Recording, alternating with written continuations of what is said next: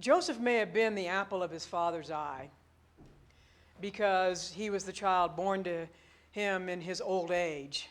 But you got to wonder about what Jacob was thinking to make this son the chosen one who is as dumb as a post. I'm just going to wait for a second. If any of you brought a cell phone in, if you could check it right now and make sure it's turned off. Even if that's not yours ringing, if you have a cell phone, just take a moment and make sure it's turned off completely. This is the time we give to God to really focus in on this word. This word has given people hope and courage and life for hundreds and thousands of years. So let's turn off the cell phones and just get with it. So he's the apple of his daddy's eye, and he is as dumb as a post. Because if you are the 11th son and you have 10 older siblings who are brothers, you do not do what Joseph does. You don't go tattle on them. Did you hear that in the very first part of the story? You don't, when your daddy, in some kind of bizarre decision, gives you a multicolored robe with long sleeves, you don't go parading around in front of your brothers. I'm the youngest of 4. I have 2 older brothers and an older sister who are all 4 to 8 years older than I am. I learned from a very early age, you keep below the radar. There are studies that show that the youngest one in the family, or the next to the youngest one, is usually the class clown or the family clown. Why? Because if you keep them laughing, they will not sell you to the circus. You can't compete mentally, emotionally, physically with those big guys. So you got to keep on their good side, and you keep them entertained. Good practice for ministry, I decided. But Joseph apparently did not get that memo, because he parades around in his multicolored robe, and then he has these dreams. Now, nobody can control what their dreams are, but you can sure as heck control whether or not you tell your big brothers about the dream that all of the sheaves in the field are bowing down to your sheaf. Dumb! Older brothers don't like that. Or the next dream that he had, where it's the sun and the moon and all of the stars bow down to him. That one even ticks off his dad. Because Father Sun and Mother Moon and all the stars. What was he thinking? What was he thinking? And of course, then, the older brothers do exactly the most natural, normal thing to do. They try to kill him. And that would have prevailed had not Reuben, the oldest of the brothers, said, no, we can't do that. Let's just throw him into this pit over here and wait till the next camel caravan comes through and we'll sell him off. What a bizarre story. What a bizarre story. Now, next week we pick up on the rest of the story and how it is that Joseph finally came to his senses. But I'd like for us to stay with this part of the story first. I mean, one of the things I like about, especially Hebrew Scripture so much, is it is so just down-to-earth honest about the human condition. I imagine there's not a one of us in this room who has, at least at once in our lifetime, wanted to be number one. Number one. Wanted to be the apple of a parent's eye, the teacher's pet, all those kinds of things. And there's perhaps not a one of us in this room who has not suffered the consequences of that kind of self-pride. The story has a lot to offer us, especially in our time now. Some very basic lessons. Nobody likes a braggart. And if you do think you're number one, don't tell other people. And thirdly, words have consequences, major consequences. So what does any of this have to do, this book of the Bible story, have to do with the book of creation? Well, initially when I was trying to tease all of that out a few weeks ago, became very apparent to me just how much this story has to do with our relationship to the rest of creation. Because you see, Joseph didn't get what Jesus was talking about later on when he said, "You are the light of the world." He thought he was the only light of the world. I mean, he had the sun, the moon, and the stars all bowing down to him. And if you look at what this country and what this world is doing in terms of our relationship with the rest of creation and with the environment, 9 times out of 10, it's because we've made ourselves numero uno.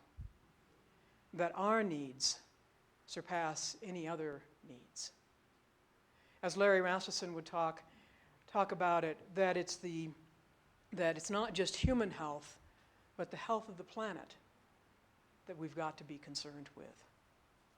It's not just how well am I doing, but how well are my neighbors doing? And indeed, how well is the rest of creation doing based on my decisions, or your decisions, or our decisions together? For me, at least, a big part of the Joseph story is Joseph learning the hard way, that he's not the center of the universe. And learning after years in prison, Pharaoh's prison, that he is connected to the one that is. And that changes Joseph's life. He no longer puts himself in the center, but instead he begins to understand how he is connected to his Egyptian captors, to the other prisoners, and ultimately with his family. I think we need that lesson again. Big time. Big time. Because we also live in a time when words have consequences, big consequences. And we live in a time where we're being we're being told that being the center of the universe is the number one thing we should be about. And for me, at least, that runs directly contrary to the Christian faith and to the faith we share with our Jewish brothers and sisters. Joseph's story, I think, underscores that. That our goal and our role and our mandate is to find our proper place in this universe, vis-a-vis all of our neighbors, both the ones near and the ones all around this world, and also in relationship to the rest of creation. That we are interconnected, always, always. That's what Joseph had to learn the hard way. And it seems like every generation has to relearn it. When I was putting this sermon together, actually a couple weeks ago, I remembered as I was reading the story of Joseph about a wonderful sermon offered by Reverend Dr. Martin Luther King Jr. It was his Christmas sermon, preached at the Ebenezer Baptist Church, his home church in Atlanta, Georgia, in December of 1967. It's not the sermon that's on the front cover of your bulletin, but it's one in which, at the height of the Vietnam War, at the height of racial conflict in this country, Dr. King offered a sermon that reminded anyone who would listen how interconnected our lives are. At a time in which this country was being torn apart, he reminded anyone who would listen how much our lives intersect and depend on one another. And when I first read the sermon, I thought, wow, this, just a brilliant understanding. I still think that way. But I also think Dr. King was probably writing a sermon, as many preachers do, that he needed to hear himself. And in this sermon on the Christmas Sermon for Peace, he talked about how interconnected this world is. He said that when you get up in the morning and you go into the bathroom and you pick up a bar of soap, it's probably being handed to you by someone from another part of the country. And when you flip on the electric light, you're dependent on whoever it is that is staffing those turbines to make that electricity. He said when you step into the shower and reach for a sponge, that's handed to you by probably somebody from the South Pacific. When you go into your kitchen and turn on the coffee pot, the hand that hands it to you may well be either Kenyan or South American. Or if you choose tea, then that cup is handed to you by someone from Thailand or Sri Lanka. He goes on and for an entire paragraph, and then he gets to the very end of that paragraph and he says, the fact is, by the time you have finished breakfast, you have traveled all the way around this world. At a time when King was under death threats, at a time when this country was being torn apart by its legacy of racism, I think King probably wrote that sermon as much for himself as for anybody who would listen. Because for me, that's one way we keep the faith. It is on a regular basis to remind ourselves how deeply we are connected to one another all around this world, despite race, color, creed, language, nationality, all those things that divide us. And one of the things that I think we need to start doing, I've started doing it myself every time I read the headlines, is to remind myself of how God still is at work connecting us in this world. How it is that we still see, even and despite the headlines, from Charlottesville, or Charleston, or the streets of our own cities, our cities out here, despite all of the headlines from Syria or Iraq or Africa or other places, that God is still at work trying to get our attention and connect us and get us to realize we are not the center of the universe. We are connected to everything else and everyone else.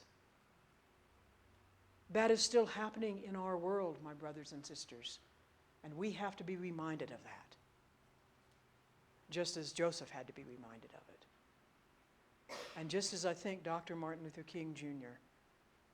reminded himself even as he offered that to others.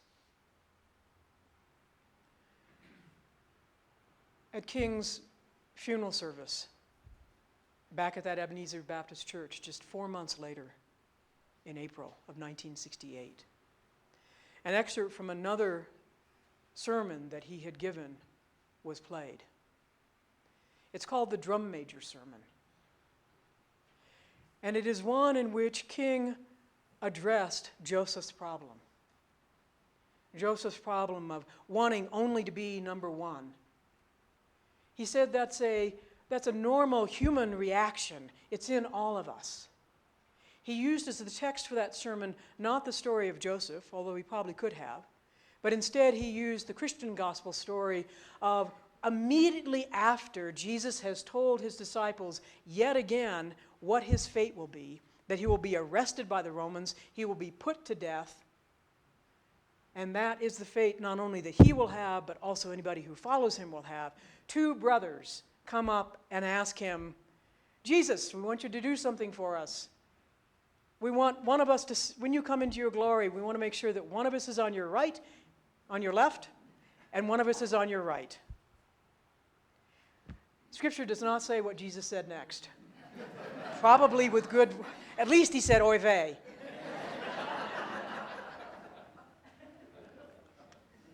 And King said, you know, that is just such a natural human reaction, response for these 2 brothers to say, we want to be right next to you, Jesus, in all of your glory.